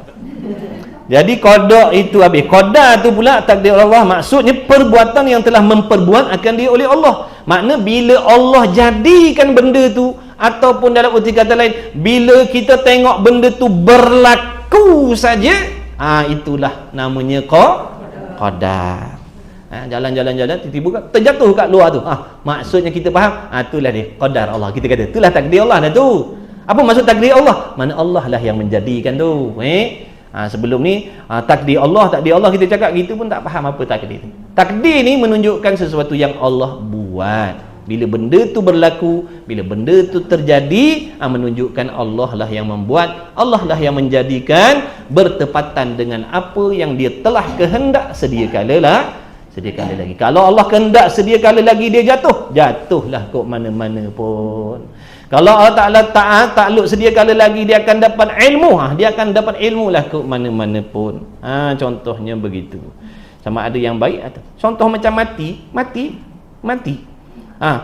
Dah mati orang tu tadi, contoh dah diumumkan 1 jam yang lepas, meninggal dunia dah sejam yang lepas. Tu takdir lah. Apa maksud takdir? Allah yang jadikanlah tu kematian tu, Allah yang jadikan kematian. Lepas tu kalau ditanya bila pula yang Allah tentukan dia ni mati, sedia kala lagi Allah dah tentukan yang dia pada hari ni, minit ni, jam ni dia mati. Maka hari ni Allah perlakukan, hari ni Allah buat apa yang Allah kehendak sedia kala lagi. Faham tak faham? Tak faham mengaji lama lagi, mengaji lama-lama. Maka percaya qada dan qadar itu, percaya qada dan qadar itu maknanya, baru nak hurai apa maksud percaya dengan qada qadar ni. Mengaku putus dalam hati seseorang dengan tentu sungguh akan bahawa segala perkara yang berlaku, apa saja perkara yang berlaku, sama ada dalam diri kita ataupun keliling kelalang kita, tak kira lah yang berlaku pada manusia, syaitan, jin, iblis, manusia, binatang, tumbuhan, ikutlah. Kan Allah Ta'ala Rabbul Alamin, Tuhan sekalian alam, bukan Tuhan manusia je, sekalian alam ditadbir, dimiliki oleh Allah. Allah lah Tuhan dia, pemiliknya. Jangan kita ingat bila qada ni makna kena-mengena dengan manusia je. Dah, semua lah. Yang berakal, yang tak berakal, semua ditadbir oleh Allah. Balikkan kita tengok pasu-pasu bunga kita, kambing dah ragut dah bunga-bunga je. Bunga keladi kita 80,000 beli. Apa tu? Tengok kambing pula dah ragut. Takdir Allah. Maknanya Allah yang jadikan benda tu. Allah dah kendak sedia kali lagi. Sombong sangat 80,000. Ragut dia kambing, tak jadi apa dah lah. Contoh makna apa saja tu. Saya nak sampaikan ni apa saja, bukan yang bersangkut paut dengan manusia je. Apa saja yang berlaku atas alam ni adalah dengan kehendak Allah dan dijadikan oleh Allah, kerana tidak ada sesuatu yang lain yang boleh memberi bekas manfaat ataupun mudarat kecuali Allah je lah. Itu dia. Kemudian mengaku putus dalam hati seorang dengan tentu sungguh bahawa segala yang berlaku daripada baik dan jahat, ataupun tambah lagi yang disengajakan atau yang tidak disengajakan, semuanya dengan kehendak Allah. Contoh jalan-jalan jatuh dalam lubang tu, longkang depan tu, sengaja jatuh kan? Ada orang pilih saja nak terjun macam tu, mana ada? Terjatuh orang panggil. Adakah benda tu berlaku dengan luar daripada kehendak dan dijadikan oleh Allah? Tak. Jawabnya Allah lah yang telah kehendak sedia kali lagi, dan Allah lah yang menjadikan perbuatan tu. Yang paman dah mengatakan qada ni adalah perbuatan Allah. Jadi bukan insiden. Tapi kadar itu patah kaki ke, patah tangan ke, meninggal ke. Itu kadar dia kata. Macam itu betul ke atau betul tapi separuh. Betul tapi separuh. Allah lah yang menentukan yang dia tu kemalangan. Baik. Bila Allah tentukan kemalangan, sedia kala lagi. Yang patah kaki, patah tangan tu siapa yang tentukan? Allah juga. Siapa yang patahkan tangan daripada hakikat tu? Allah lah. Adakah usaha hamba ni boleh mematahkan tangan dia? Jawabnya tidak. Jadi keseluruhan tu adalah takdir Allah. Keseluruhan tu takdir Allah. Kemalangan tu sendiri, patah tangan ke, melecet ke, apa ke, semuanya Allah kehendak. Semua ditadbir semua. Baik, soalannya, kalau patah tangan tadi bukan dengan kehendak Allah ataupun tidak dijadikan oleh Allah, siapa yang jadikan? Siapa yang jadikan tu? Kalau bukan Allah, siapa? Lori. Lori itu yang jadikan? Ke siapa? Yang masuk kadar tu, dia macam orang aksiden, kan? Itu kadarnya aksiden. Kadar dia tu Kodoknya ada dia kata ada yang lecet, ada yang teruk, ada yang tak teruk. Kadar dia tu. Maknanya kodok tadi ketetapan. Maknanya kalau Allah Ta'ala kodokkan sedia kala lagi, dia melecet, dia patah, itulah yang akan berlaku. Makna semuanya, serba-serbi yang berlaku pada orang tu tadi, melecet ke, mati ke, apa ke, semuanya yang berlaku tadi dengan kehendak Allah dan dijadikan oleh Allah. Allah lah yang menjadikan segala-galanya tu. Bukan saja kemalangan tu, makna kemalangan ni umum lah. Kecederaan yang dia alami itu pun adalah dengan kehendak Allah. Tak ada satu pun yang luar daripada kehendak Allah. Tidak ada sesuatu perkara pun yang berlaku, tak ada satu pun yang berlaku baik ataupun buruk, melainkan dengan kehendak dan dijadikan oleh Allah Ta'ala. Allah lah yang kena segala-gala itu. Bukan ada tempat Allah takbir, yang ni luar daripada takbir Allah, benda ni jadi dengan sendiri. Itu bukan pahaman kita. Itu bukan pahaman kita. Contohnya pahaman Mu'tazilah. Dia beriktikad yang baik-baik dia daripada Allah. Yang tak baik, yang tak sengaja, itu bukan daripada Allah, itu makhluk buat sendiri. Makhluk ni maknanya pada mereka ada pula satu-satu tempat makhluk ni berkuasa membuat sesuatu. Jadi pahaman ni dah menyimpang daripada pahaman kita akidah Ahlussunnah wal Jamaah. Di akidah kita yang baik, yang buruk, yang sengaja, yang tak sengaja, sempurna, tidak, melecet, tidak, semuanya dengan kehendak dan dijadikan oleh Allah. Semua sampai urat saraf kita dalam ni, gerak nadi kita, semua ditadbir oleh Allah. Semua tuan-tuan. Ni suruh ngaji tauhid ni biar faham, semua ni dalam pentadbiran Allah. Kita tak ada apa pun.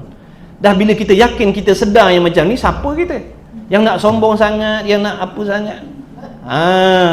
Pinjam semua. Dah tu Allah Ta'ala ada pula takdirkan orang tu senang, orang tu susah, ikut dia Tuhan. Itu nama Tuhan, bebas mentadbir. Dia Tuhan, dia yang menjadikan daripada tiada kepada ada. Ikut dia nak rentah macam mana. Adil, dia bagi orang tu lapar pun dia adil, dia bagi orang tu kenyang pun dia adil. Apa maksud adil? Dia meletakkan sesuatu memang kena pada tempatnya. Apa? Dia sebagai Tuhan, ikut dia nak rentah macam mana. Rumah, tuan-tuan punya rumah, tuan dah beli 500,000 tadi kan, ikutlah tuan-tuan nak cat warna hitam luar dalam, ikutlah. Boleh nak kata apa? Aku buat rumah ni, ikut aku nak warna apa? Jangan tuan-tuan cat rumah orang lain warna hitam dah lah.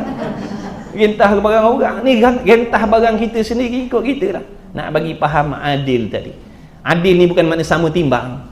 Adil ni bukan makna sama berat. Adil ni meletakkan sesuatu kena pada tempat. Orang perempuan, anak perempuan belikan telekong, yang lelaki belikan kopiah. Ni mak bapak pun masalah juga. Adil-adil, dua-duanya belinya kopiah pula dah. Yang lelaki pun beli kopiah, perempuan beli kopiah. Adil dia kata sama. Bukan maksud macam tu. Adil ni mana meletakkan sesuatu kena pada tempat. Bini nombor 1 tak ada anak, jadi nafkahnya sekian. Bini nombor 2 ada anak, nafkahnya lain. Faham? Bukan sama-sama 1,000. Faham tak ni?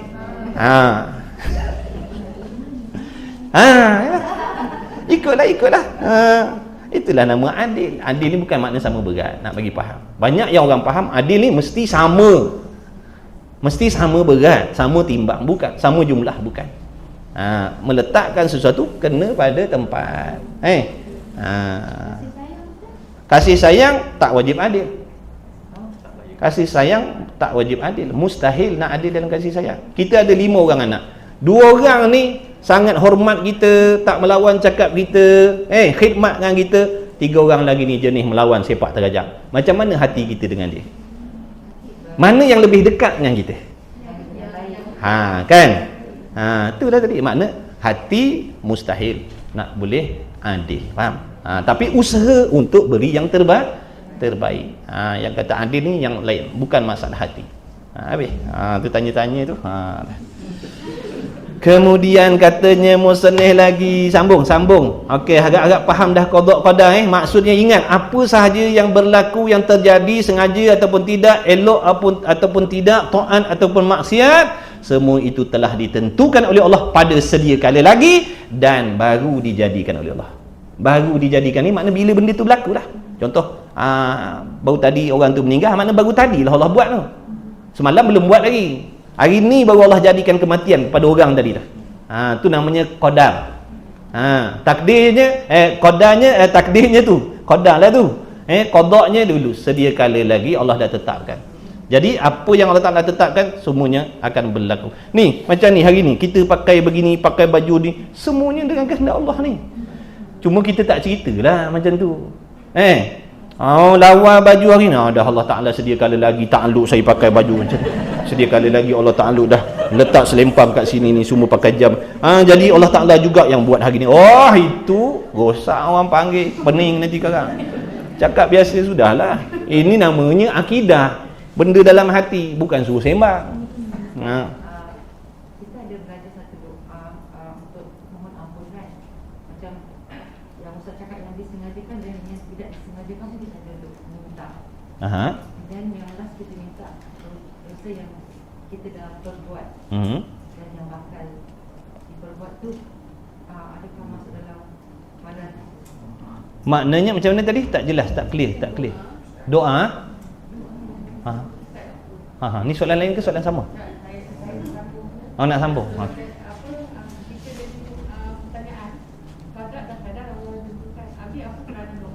Apa?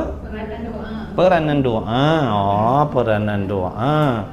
Sebab tu doa ni satunya ibadat. Satunya Allah suruh doa kerana doa nu ibadah. Lagi pula doa ni maksudnya disuruh berdoa bukan bermaksud kita beriktikad Allah tak tahu apa yang kita nak minta. Sebelum kita berdoa ni, sebelum kita tadah tangan ni, kita tahu dah Allah Ta'ala dah tahu segala-galanya, apa impian, apa hasrat dan apa yang kita nak ucapkan sekejap lagi ni, semuanya dah ada dalam ilmu pengetahuan Allah. Cuma kita berdoa ni nak menzahirkan sifat kehambaan kita kepada Allah, nak menzahirkan yang kita ni memang tak ada apa-apa, tak memiliki apa-apa dan berkehendak, berhajat, bergantung sepenuhnya kepada Allah Subhanahu Wa Taala. Itu peranan doa.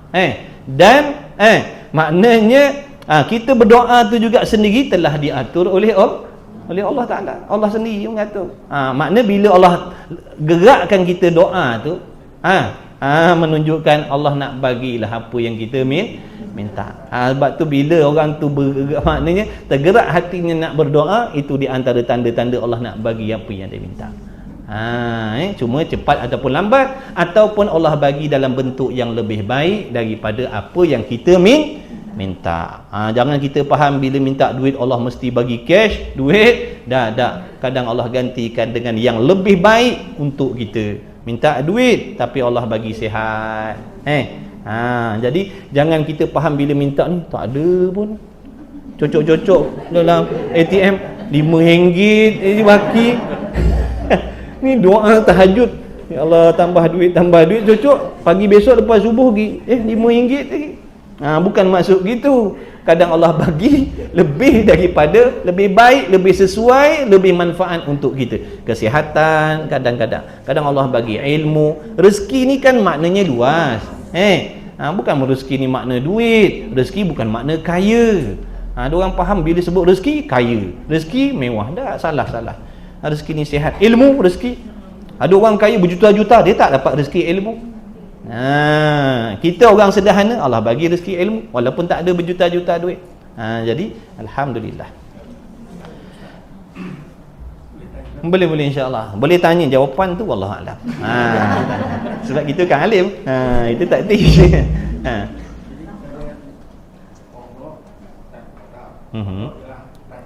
Perancangan. Bukan perancangan. Penentuan. Kalau merancang ni seolah-olah macam Allah tak tahu pula. Jadi penentuan ni yang soalan saya memang penentuan azali. Sedia kala. Sedangkan Allah Taala sendiri juga sedia kala. Jadi macam mana dia menentukan Macam mana dia menentukan sesuatu tadi? Qada ni makhluk ke tidak? Soalan dia. Maknanya qada ni dipanggil ta'alluq, peranan. Selain daripada zat Allah, selain daripada sifat Allah, maknanya benda tu makhluk. Makna ketetapan yang Allah Ta'ala aturkan dengan qada tadi, sedia kala lagi Allah ada, sedia kala lagi, dan Allah Ta'ala menentukan juga sedia kala lagi. Dah macam mana Allah boleh menentukan sedia kala lagi? Kerana dia telah mengetahui segala-galanya sedia kala lagi. Sedia kala lagi Allah Ta'ala telah mengetahui segala-galanya, dan sedia kala lagi Allah Ta'ala telah menentukan. Apa yang Allah tentukan bertepatan muafakat dengan apa yang diketahui oleh Allah sedia kala lagi. Mana apa yang Allah tentukan tu muafakat dengan ilmu dia. Sejak bila Allah Ta'ala tu mengetahui? Sedia kala lagi.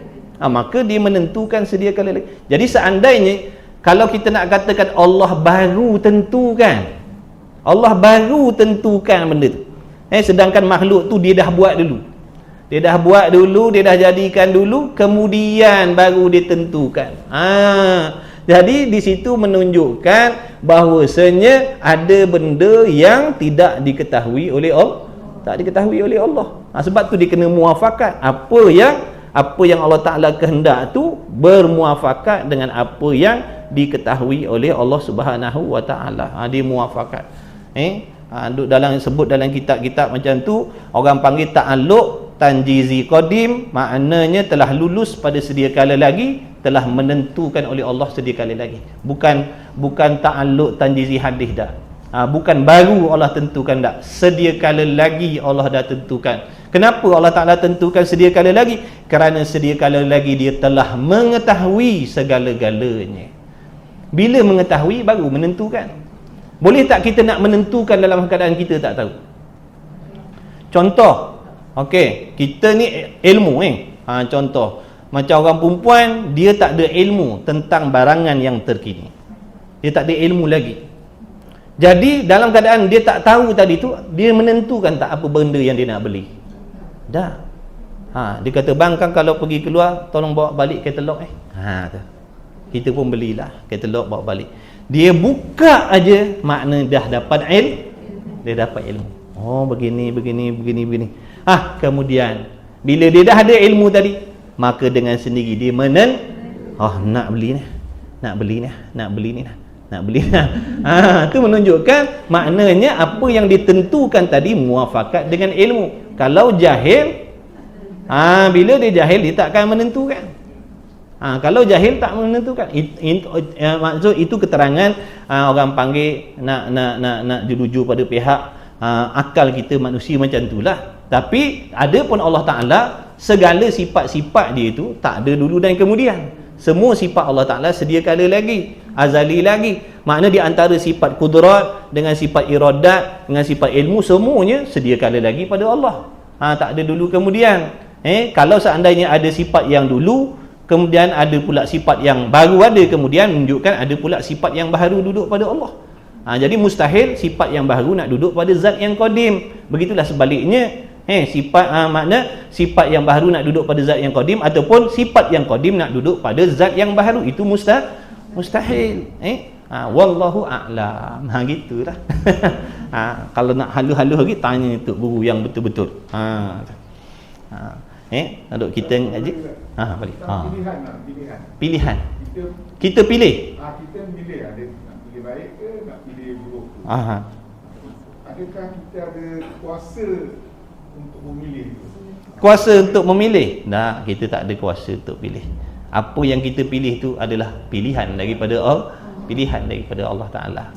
Dah macam mana, kenapa pula Allah Ta'ala gerakkan hati kita nak buat benda jahat? Kenapa Allah Ta'ala gerakkan hati kita nak buat benda jahat? Di antaranya hikmah, ada hikmah dia nak menguji kita. Yang mana hikmah tu pula, yang mengetahui hakikat hikmah tu adalah Allah Ta'ala sendiri. Di antaranya hikmah supaya kita ni jangan merasa yang kita ni baik. Contoh, jadi ada masa kita terjatuh kepada benda-benda maksiat dengan pilihan hati kita. Apa hikmah di situ? Di antara yang saya faham lah, supaya Allah nak bagi kita sedar, kau jangan nak sombong, kau jangan nak takabur, kau jangan nak memandang orang ahli buat maksiat lain kau memandang lekeh.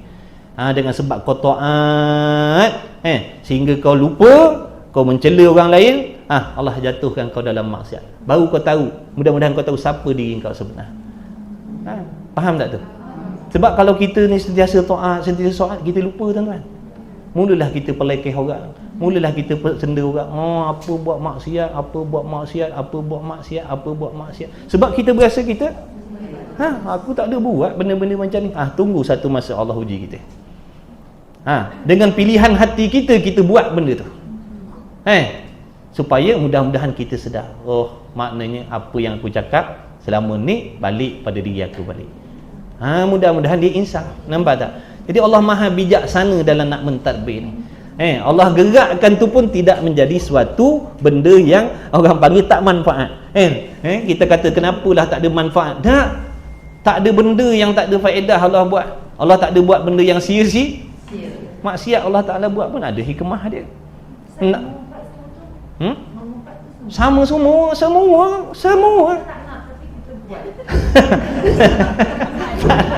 Tak nak tapi buat. Masya Allah, tabarakallah. Sebab itulah Allah bagi akal. Allah bagi akal. Kita dah nampak benda ni baik, benda ni buruk. Mengumpat ni dosa, menghilangkan pahala aku. Tadi baru datang ngaji, rumah ngaji. Lepas tu aku ngumpat kan pahalanya hilang. Tapi kalau tak ngumpat, makna aku dapat pahala. Maknanya kita diberi peluang oleh Allah untuk berusaha. Usaha nafsu, makna lawan nafsu yang ajak kita mengumpat, yang berkempen tadi mengumpat. Syaitan pula yang tolong mengipas-ngipas, memanahkan lagi, menggalakkan lagi. Jadi di sinilah orang panggil mujahadah, peperangan tadi tu dalam nak mentaati Allah. Dia berperang tadi tu. Nafsu mengajak begini, akal tak nak, akal tak mau. Tapi akal ni bila ditolong oleh ilmu agama, dia jadi kuat sikit, memandangkan kelebihan. Kalau aku mengumpat nanti kan hilang pahala, jadi macam tak nak buat. Dia pun berlawan dengan izin Allah, selamat dia. Tu. Susah.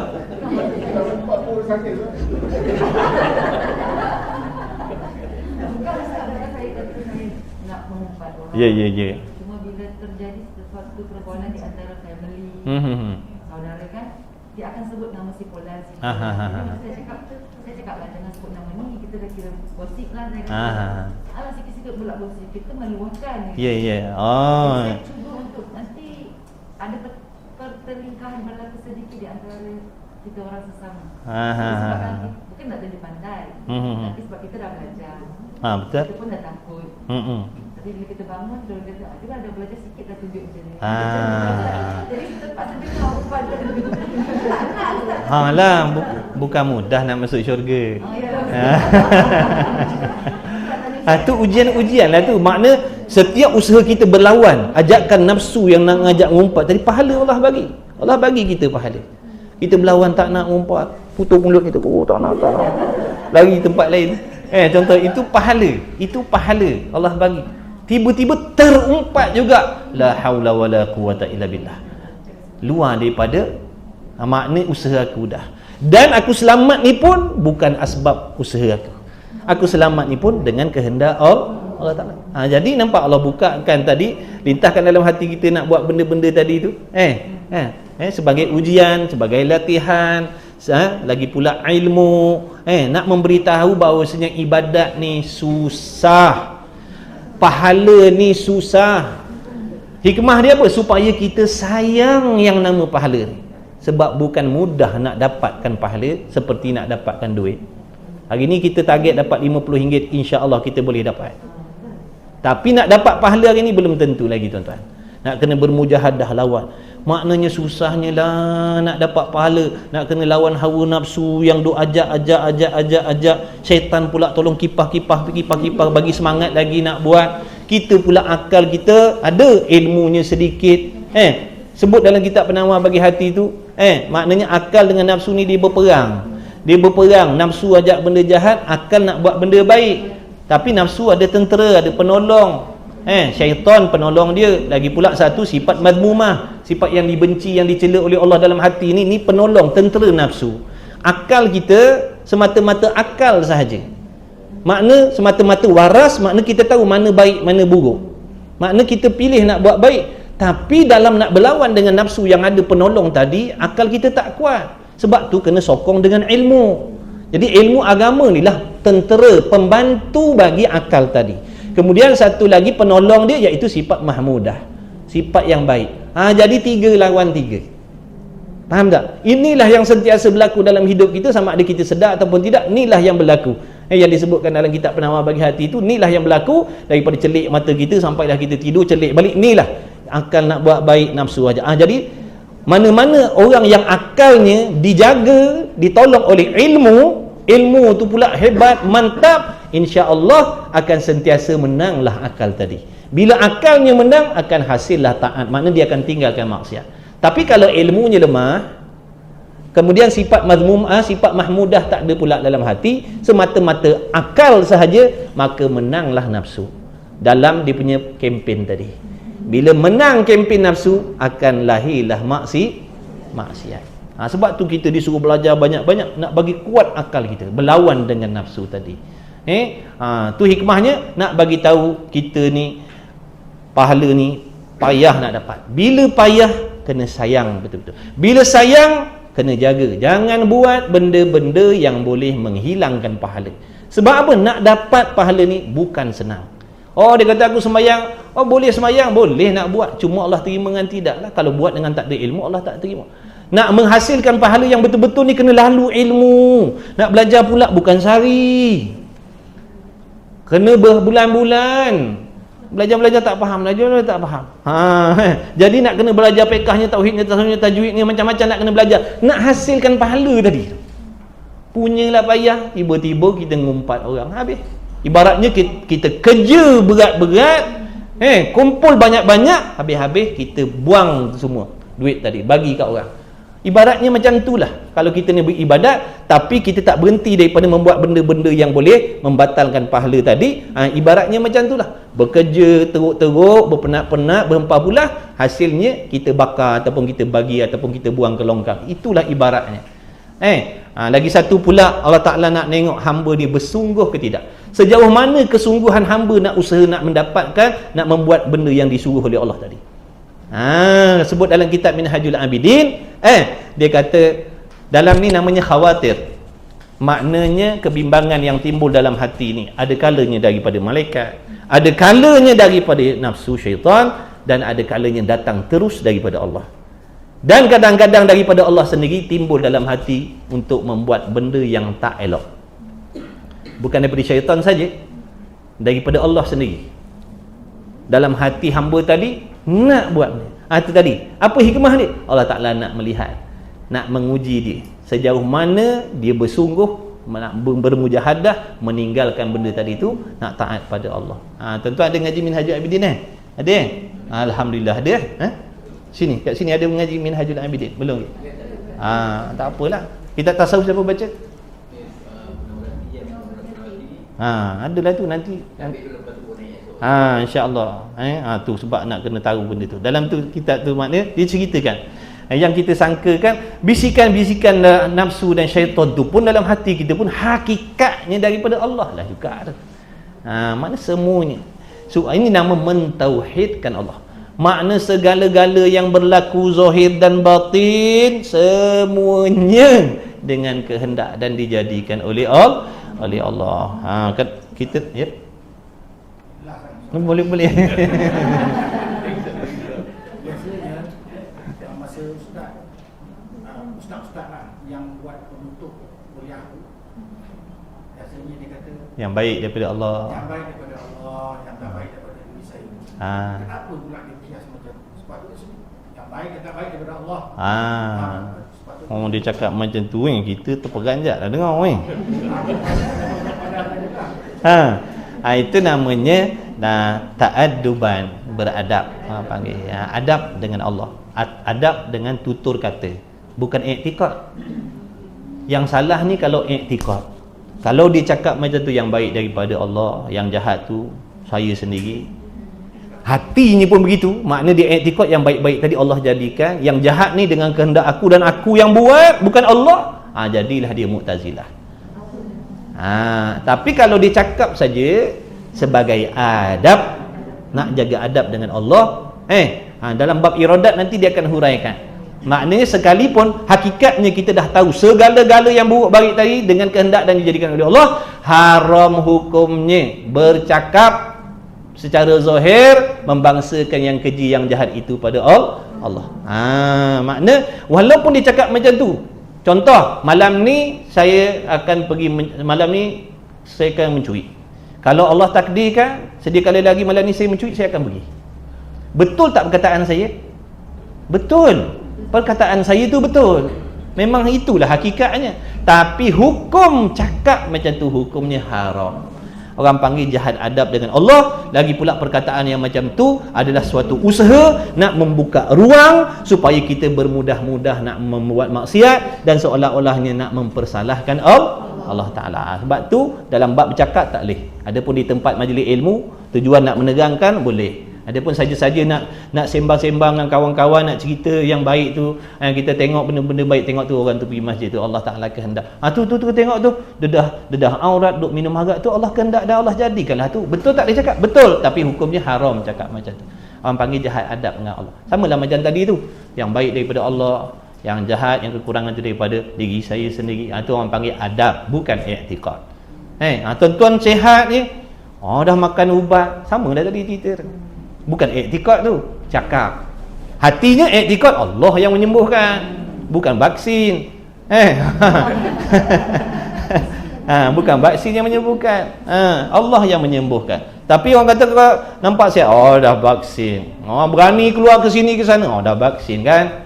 Bukan dia i'tiqad berpegang vaksin tu yang menjaga dia, dah. Hatinya Allah lah yang menjaga, yang memberi kesihatan. Allah juga yang memberi mudarat. Sebab tu dicerita bila sebut akidah, nak cerita benda dalam hati, bukan nak cerita benda yang kita sebut.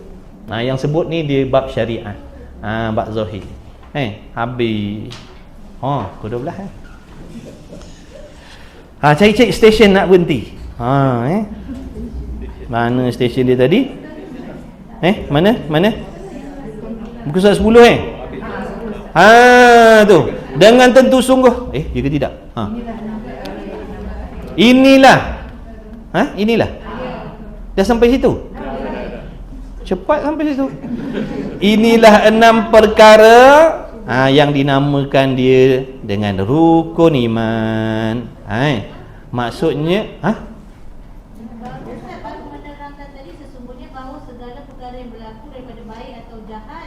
sengaja atau tidak, baru satu. Dan satu yang kedua dengan menjadi ia akan dia tu, itu belum lagi. Okey. Jangan marah.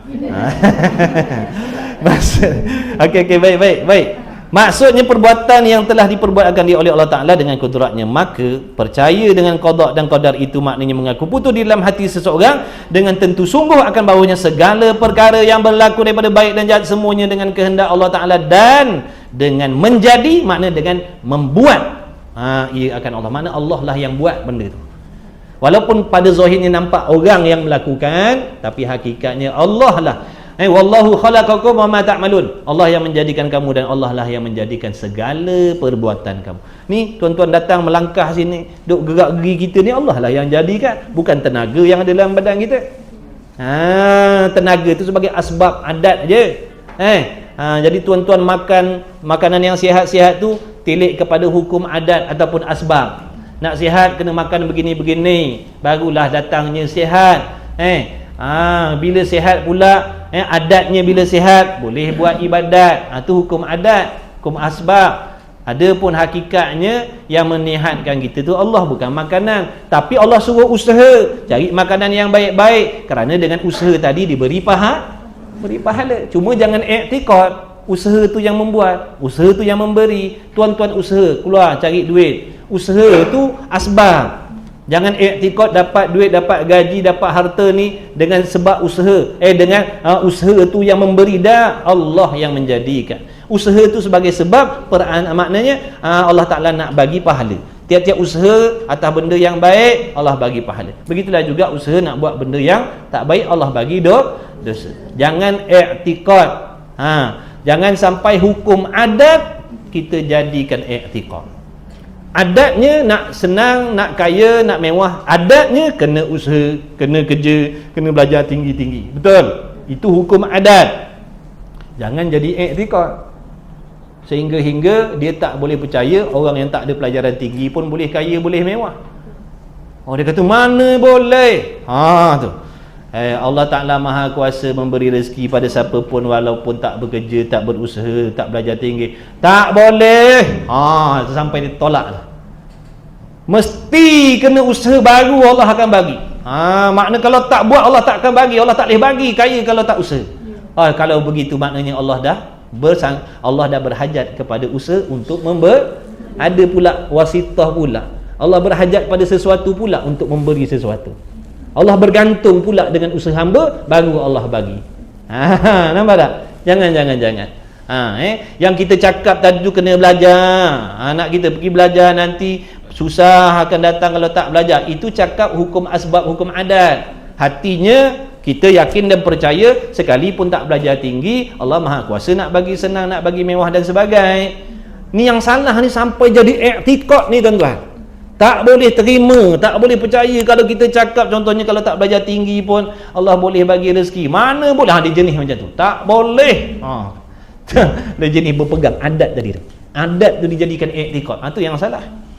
Hukum adat lah, i'tikad lain. Dan inilah 6 perkara yang dinamakan dia rukun iman. Maka barang siapa tidak percaya dengan makna tidak mengaku sungguh segala perkara itu, maka adalah ia kafir. Na'udzubillah min zalik. Tak percaya ke 6 ataupun tak percaya salah satu daripada 6. 6 tolak 1 jadi kosong ni.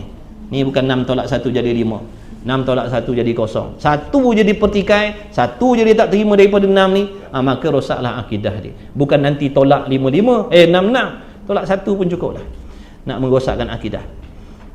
Kemudian maka barang siapa tidak percaya dengan makna tidak mengaku sungguh segala perkara itu, maka adalah ia kafir. Tidak dinamakan dia orang yang beriman, seperti mana firman Allah Ta'ala, wa man yakfur billahi wa malaikatihi wa kutubihi wa rusulihi wal yaumil akhir faqad dhalla dhalalan ba'ida. Artinya barang siapa kafir, makna enggan, menolak, menidakkan. Kafir tu orang. Kafir tu orang, tuan empunya badan, dalam hati dia tu menolak, hatinya menidakkan. Tu sifat dia kufur, orangnya kafir. Tidak percaya dan tidak mengaku sungguh dengan Allah Ta'ala dan dengan segala malaikatnya dan dengan segala kitabnya dan sekalian rasulnya dan dengan hari akhir, yakni hari kiamat, maka sesungguhnya sesat ia akan sebagai sesat yang jauh, mana sesat yang tak boleh nak patah balik dah. Rosak akidah, orang panggil kufur. Baik, apa hikmah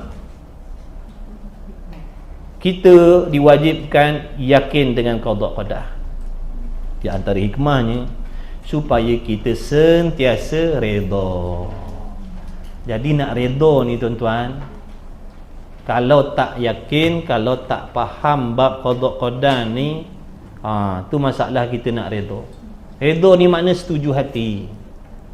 Macam mana kita nak setuju hati kalau Allah Ta'ala sendiri kita tak kenal, kita tak tahu, kita tak faham? Kalau kena yang baik-baik atas diri kita, dah memanglah kita setuju. Sebab sepakat dengan nafsu kita, ada keuntungan bagi pihak kita. Ni masalah bila kita dibalakan oleh Allah dengan benda yang kita tak nak, yang memang kita minta jauh sangat-sangat, janganlah ya Allah. Ibu sampai pada kita. Ni dah belajar. Sampainya tadi benda yang kita tak nak tadi tu dengan kehendak Allah. Maknanya sedia kali lagi Allah tetapkanlah benda ni jadi atas diri aku.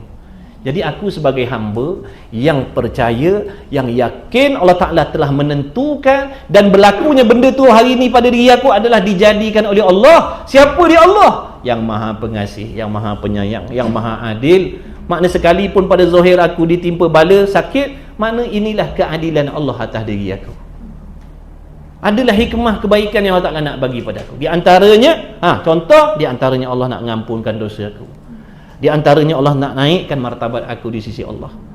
Di antaranya tanda-tanda aku ni mendapat perhatian yang khusus daripada Allah. Sebagaimana para nabi, para rasul diuji dengan macam-macam jenis kesusahan, kepayahan. Adakah tanda Allah benci? Tak, tanda Allah sayang. Nampak tak? Baru bila kita tengok ataupun kita dapat mengambil tahu sedikit tentang hikmah, kenapa dibalakan, kenapa diberi benda yang kita tak mau, kita tahu di antara hikmahnya Allah nak menguji kesabaran kita. Dah kita kata kita beriman, sebab tu kita ni bukan semata-mata mengaku percaya, kita akan diuji. Kita akan diuji dengan apa yang kita cakap tadi tu. Nak baca, beriman dengan qada qadar, makna percaya qada qadar daripada Allah. Bukan sekadar tu, Allah uji kita. Kalau rukun iman, siapa-siapa boleh baca. Tapi amalan, betul ke kita ni jenis orang percaya dengan qada qadar?